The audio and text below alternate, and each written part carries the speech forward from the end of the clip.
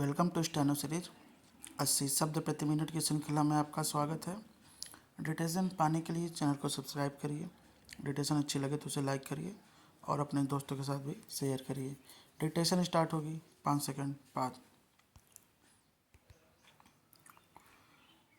Ready start. Iran Israel युद्ध का एक दूसरे के परमाणु केंद्रों तक पहुंच जाना बेहद भयावह है। शनिवार की सुबह अमेरिका और इजराइल की संयुक्त कार्रवाई में ईरान के ननताज परमाणु केंद्र को निशाना बनाए जाने के बाद तेहरान ने पलटवार करते हुए अराद के साथ साथ डिमोना शहर पर भी मिसाइल दागी। डिमोना इजराइल का वह दक्षिणी हिस्सा है जहां से महज 13 किलोमीटर दूर उसका मुख्य परमाणु केंद्र है। तेल अवीव की माने तो यह हमला दरअसल उसके परमाणु ठिकाने को केंद्र में रखकर ही किया गया था।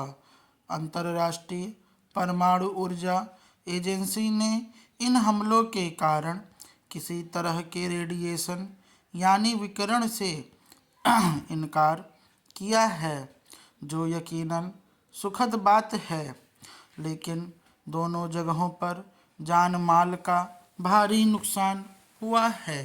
पिछले साल जिस तरह ऑपरेशन राइजिंग लायन के तहत इजराइल ने ईरानी परमाणु ठिकानों को नुकसान पहुंचाया था, संभवतः उसी उम्मीद के साथ उसने इस बार भी मिसाइल दागे थे। लेकिन अब तेहरान ने जवाबी कार्रवाई करके उसे चौंका दिया है।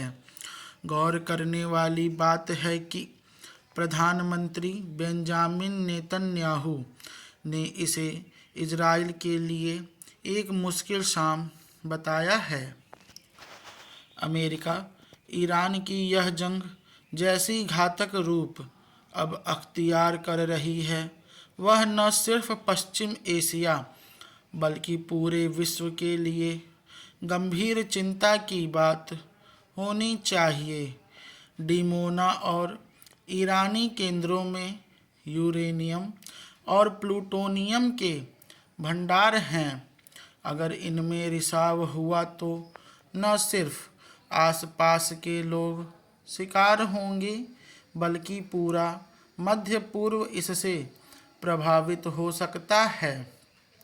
परमाणु विकिरण किस हद तक खतरनाक होते हैं, इसकी पीड़ादायक नज़ीरें मौजूद हैं।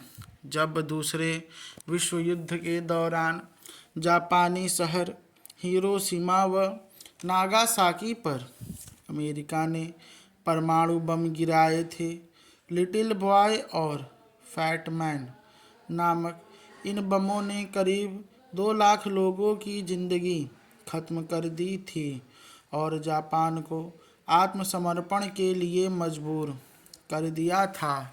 आज इनकी तुलना में कहीं अधिक विनाशक बम कई देशों के पास हैं। अमेरिका और इजराइल ने करीब 20 दिनों पहले ईरान पर इसलिए हमले की शुरुआत की थी क्योंकि उन्हें कथित तौर पर यह सूचना थी कि प्रतिबंध के बावजूद तेहरान लगातार यूरेनियम संवर्धन कर रहा है। ईरान परमाणु बम बनाने में कितना सक्षम है यह फिलहाल तय नहीं है, लेकिन जिस तरह से इस युद्ध में एक दूसरे के महत्वपूर्ण सामरिक ठिकानों व बुनियादी ढांचे को निशाना बनाया जा रहा है, यहाँ तक कि बैलिस्टिक मिसाइलें दागी जा रही हैं, उनसे विकिरण होने की स्थिति में दूसरे महायुद्ध से अधिक विनाश होने की आशंका है। स्टॉप।